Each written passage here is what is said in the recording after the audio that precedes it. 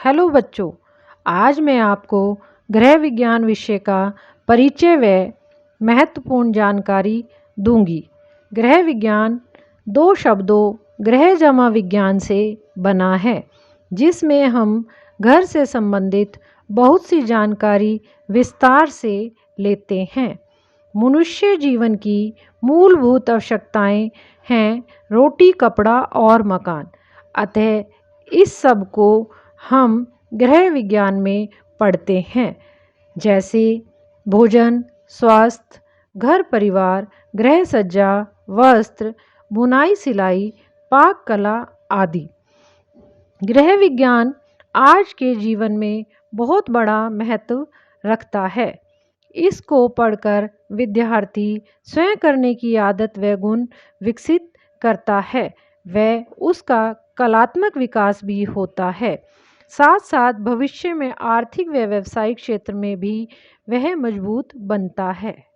सबसे पहले हम एक प्रार्थना करते हैं। आप सब भी मेरे साथ इसे गाएं। हे ईश्वर, शीश झुकाते हैं हम बच्चे, तुमको ध्याते हैं। हे ईश्वर, शीश झुकाते हैं हम बच्चे, तुमको ध्याते हैं। तूने खाने को अन्न दिया, तूने जीवन को धन्य किया। तुझ पर न्यौछावर जाते हैं, हे ईश्वर शीश झुकाते हैं हम बच्चे, तुमको ध्याते हैं। प्यारे हैं पौधे पेड़ सभी, जो मांगे देते हमें तभी। प्यारे हैं पौधे पेड़ सभी, जो मांगे देते हमें तभी। फल फूल सब्जियां पाते हैं, हे ईश्वर शीश झुकाते हैं हम बच्चे, तुमको ध्याते हैं। हम भाव हृदय में शुद्ध भरे, भोजन को मन से ग्रहण करें। हम भाव हृदय में शुद्ध भरे, भोजन को मन से ग्रहण करें।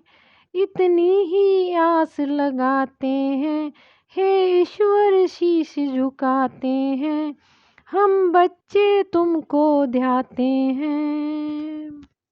इस प्रार्थना में हम ईश्वर को आभार प्रकट कर रहे हैं कि उन्होंने हमें भोजन दिया। बच्चों, आप जब भी भोजन ग्रहण करें तो हाथ अवश्य धो लें। इससे हमारा रोगों से बचाव होता है। वर्तमान में कोरोना महामारी से बचाव के लिए अवश्य ही हाथ धोते रहना चाहिए। आज हम कक्षा 6 गृह विज्ञान की पुस्तक सुगंधा के पाठ 1 भोजन के बारे में जानकारी प्राप्त करेंगे। भोजन। बच्चों, भोजन क्या है, इसको हम इस प्रकार से जान सकते हैं। जैसे किसी भी गाड़ी या वाहन को चलाने के लिए ईंधन की आवश्यकता होती है, वैसे ही मानव शरीर को सुचारू रूप से काम करते रहने के लिए भोजन की आवश्यकता होती है। मानव शरीर की अनेक क्रियाएं जैसे चलना, दौड़ना, उठना, बैठना, खाना, सांस लेना आदि, इन सभी क्रियाओं के लिए ऊर्जा की ज़रूरत पड़ती है, जो हमें भोजन से मिलती है। अतः इसको हम इस प्रकार से जान सकते हैं। वह सभी ठोस एवं तरल पदार्थ जिन्हें खाया जा सके, पचाया जा सके, वह उनसे शरीर को ऊर्जा मिलती हो, शरीर की वृद्धि में सहायक हो, भोजन कहलाते हैं। बच्चों, हम भोजन को जान चुके हैं। अब हम भोजन के स्रोत की जानकारी लेंगे। सभी प्रकार का भोजन हमें प्रकृति से प्राप्त होता है। भोजन हमें दो स्रोतों से मिलता है। नंबर 1, पेड़ पौधों से प्राप्त होने वाला भोजन। नंबर 2, जीव जंतुओं से प्राप्त होने वाला भोजन। एक चित्र के माध्यम से हम भोजन के स्रोतों को जानते हैं।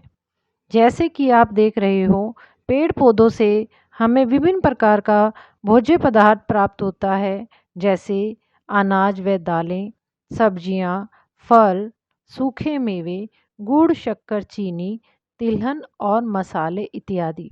नंबर 2, जीव जंतुओं से प्राप्त होने वाले भोज्य। दूध व दूध से बने पदार्थ, मांस, मछली, अंडे, ये सभी पदार्थ हमें जीव जंतुओं से प्राप्त होते हैं। अब इन सब को समझकर हम इन सब भोज्य पदार्थों की जानकारी एक एक करके प्राप्त करेंगे। अनाज व दालें। अनाज व दालें हमारे भोजन का अनिवार्य अंग हैं। भोजन में विभिन्न प्रकार के अनाजों का प्रयोग करते हैं, जैसे गेहूँ, चावल, रागी, जौ, बाजरा आदि। अनाज से हमें कार्बोहाइड्रेट मिलता है। वह इसका प्रयोग कई रूपों में किया जाता है, जैसे ब्रेड, रोटी, पराठा, पूरी, पुलाव आदि। भोजन में हम दालों का प्रयोग भी करते हैं। साबुत दालों को अंकुरित करके भी खाया जाता है। दालों से हमें प्रोटीन मिलता है। कुछ दालें हैं जैसे मूंग, मसूर, अरहर, चना, सोयाबीन आदि। नंबर 2, सब्जियां। हम अपने भोजन में विभिन्न प्रकार की सब्जियां खाते हैं, जैसे हरी पत्तेदार सब्जियां, जमीन के नीचे उगने वाली सब्जियां आदि। पालक, सरसों, बथुआ, मेथी, ये सब्जियां पत्तेदार सब्जियां कहलाती हैं। आलू, गाजर, मूली, अरबी जमीन के नीचे उगने वाली सब्जियां हैं। कुछ अन्य सब्जियां हैं जैसे भिंडी, करेला, बैंगन, गोभी, घिया, तोरी आदि, जो कि पौधों व बेलों पर उगती हैं। सब्जियों से हमें प्रचुर मात्रा में खनिज, लवण तथा विटामिन प्राप्त होते हैं। नंबर 3, फल। प्रकृति ने हमें बहुत से फल दिए हैं, जो पेड़ पौधों से प्राप्त होते हैं। मौसम के अनुसार फलों का सेवन अवश्य करना चाहिए, जैसे गर्मी में आम, तरबूज, खरबूजा आदि। वह सर्दी के मौसम में सेब, अंगूर, संतरा आदि। फलों से हमें विभिन्न विटामिन व खनिज, लवण मिलते हैं। नंबर 4, सूखे मेवे। सूखे मेवे भी पौधों से प्राप्त होते हैं, जैसे बादाम, काजू, किशमिश, पिस्ता, अखरोट आदि। इनका सेवन शरीर के लिए गुणकारी होता है।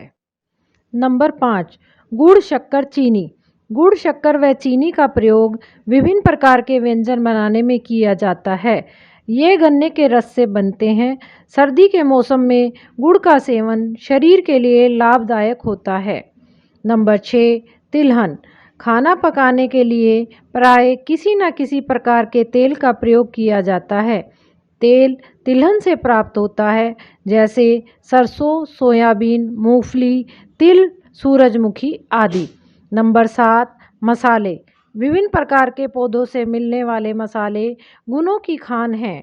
भोजन को सुपाच्य, स्वादिष्ट, सुगंधित व आकर्षण बनाने के लिए मसालों का प्रयोग किया जाता है, जैसे हल्दी, धनिया, जीरा, काली मिर्च, लाल मिर्च आदि। भोजन पकाते समय कुछ मसाले साबुत भी डाले जाते हैं, जैसे इलायची, लौंग, तेजपत्ता, दालचीनी आदि। प्यारे बच्चों, क्या आप यह जानते हैं, भारत में चीनी का मुख्य स्रोत गन्ना है, लेकिन विश्व के अधिकतर देशों में चीनी चुकंदर से बनाई जाती है। भारत में चीनी का उत्पादन मुख्यतः उत्तर प्रदेश व महाराष्ट्र में होता है। बच्चों, अभी तक हमने पेड़ पौधों से प्राप्त होने वाले भोजन के बारे में जानकारी प्राप्त की। अब हम जीव जंतुओं से प्राप्त होने वाले भोज्य पदार्थों के बारे में जानेंगे। जीव जंतुओं से निम्नलिखित खाद्य पदार्थ प्राप्त होते हैं। नंबर 1, दूध व दूध से बने पदार्थ। दूध का भोजन में बहुत ही महत्व है। यह शिशुओं के लिए संपूर्ण आहार है, क्योंकि इसमें लगभग सभी पोषक तत्व विद्यमान होते हैं। सभी आयु वर्ग के लिए दूध गुणकारी है। यह गाय, भैंस, बकरी आदि से प्राप्त होता है। दूध कई खाद्य पदार्थ बनाने के काम आता है, जैसे मक्खन, घी, खोया, पनीर, दही आदि। नंबर 2, मांस, मछली व अंडे। कुछ लोग भोजन में मांस, मछली व अंडे का प्रयोग करते हैं। यह सभी खाद्य पदार्थ प्रोटीन के उत्तम स्रोत होते हैं। बच्चों, यह भी जानना जरूरी है कि नमक हमारे भोजन का अभिन्न अंग है। यह समुद्र के पानी तथा अन्य प्राकृतिक स्रोतों से प्राप्त होता है। आयोडीन युक्त नमक का प्रयोग करने से गलगंड नामक रोग से बचा जा सकता है। बच्चों, अभी हमने भोजन के स्रोतों को जाना। मुझे आशा है आप सभी इनको अच्छे से समझ गए हैं। अब हम इसकी पुनरावृत्ति एक रोचक गतिविधि के माध्यम से करेंगे। इसे आप स्वयं करना। अभी आपकी स्क्रीन पर एक तालिका दिखाई गई है। इस तालिका में आपको 5-5 भोजन के स्रोतों के नाम भरने हैं। बच्चों, अब हम एक प्रायोगिक कार्य आपको बताएंगे। यह कार्य आप अपने घर पर भी कर सकते हैं और सभी बच्चे इस कार्य को करके देखें। गमले में पौधा उगाना। गेहूं के कुछ दाने लो और उन्हें 8-10 घंटे के लिए पानी में भिगो दो। एक गमले में मिट्टी व खाद का मिश्रण डालो। गेहूं के भीगे हुए दाने गमले में डालो। दानों के ऊपर मिट्टी व खाद का थोड़ा मिश्रण डालकर हल्के हाथ से दबाओ। इसे हवादार स्थान पर रखो। प्रतिदिन थोड़ा थोड़ा पानी डालते रहो। 6-7 दिन के बाद गेहूं के छोटे छोटे पौधे निकल जाएंगे। बच्चों, मैं आशा करती हूँ कि आपने पाठ को तो समझ लिया है। अब हम अभ्यास कार्य भी कर लेते हैं। स्क्रीन पर अभी आप देख रहे हैं कि एक बॉक्स में कुछ शब्द दिए गए हैं। वह उन शब्दों के नीचे 5 रिक्त स्थान दिए गए हैं। आपको बॉक्स में से सही शब्द का चयन करके रिक्त स्थानों की पूर्ति करनी है। चलिए अब हम इस कार्य को करते हैं। पहला प्रश्न, मानव शरीर को सुचारू रूप से चलाने के लिए खाली स्थान की आवश्यकता होती है। जैसे कि आप बॉक्स में देख रहे हैं, रिक्त स्थानों में 5 जो विकल्प दिए गए हैं उसमें से पहला विकल्प है पत्तेदार, दूसरा शलगम, तीसरा गन्ना, चौथा संस्कृति और 5वां जो दे रखा है वो है भोजन। तो बच्चों, इसमें सही विकल्प होगा भोजन। मानव शरीर को सुचारू रूप से चलाने के लिए हमें भोजन की आवश्यकता होती है। तो सही विकल्प क्या हुआ? भोजन इसका सही विकल्प होगा। नंबर 2, पालक, बथुआ और चौलाई खाली स्थान सब्जियां हैं। पालक, बथुआ और चौलाई खाली स्थान सब्जियां हैं। बच्चों, जैसा कि आप जान रहे हैं कि ये सब्जियां कैसी हैं। अब हम बॉक्स में देखते हैं। नंबर 1 पत्तेदार, नंबर 2 शलगम, नंबर 3 गन्ना, नंबर 4 संस्कृति। तो बच्चों, इसमें पत्तेदार विकल्प सही है। पालक, बथुआ और चौलाई पत्तेदार सब्जियां हैं। अब हम तीसरे प्रश्न पर आते हैं। खाली स्थान जमीन के नीचे उगने वाली सब्जी है। हमें ऐसी सब्जी का नाम बताना है जो जमीन के नीचे उगती है। तो बच्चों, इसका सही विकल्प हम बॉक्स में से लेंगे और वो आएगा शलगम। शलगम ऐसी सब्जी होती है जो कि जमीन के नीचे उगती है। अब प्रश्न 4 है, भोजन हमारी खाली स्थान का प्रतीक है। भोजन हमारी संस्कृति का प्रतीक है। सही विकल्प संस्कृति आएगा। अब प्रश्न 5, गुड़ खाली स्थान से बनता है। बच्चों, गुड़ गन्ने से बनता है। सही विकल्प गन्ना। तो हमने पांचों प्रश्नों के सही विकल्प छांट लिए और कर लिए।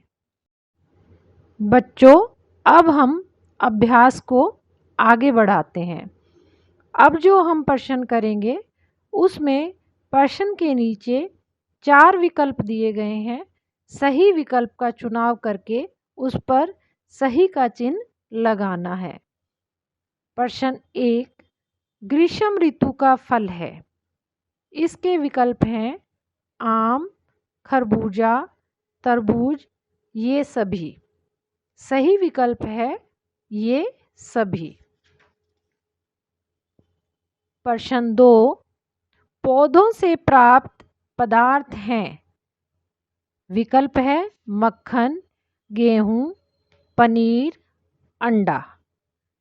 इसका सही विकल्प है गेहूं। प्रश्न नंबर 3, यह खाद्य पदार्थ जंतुओं से प्राप्त नहीं होता। विकल्प हैं दूध, अंडा, देसी घी, गुड़। गुड़ सही विकल्प है। प्रश्न नंबर 4, शिशुओं के लिए संपूर्ण आहार है तरबूज, बादाम, गेहूं, दूध। दूध सही विकल्प है।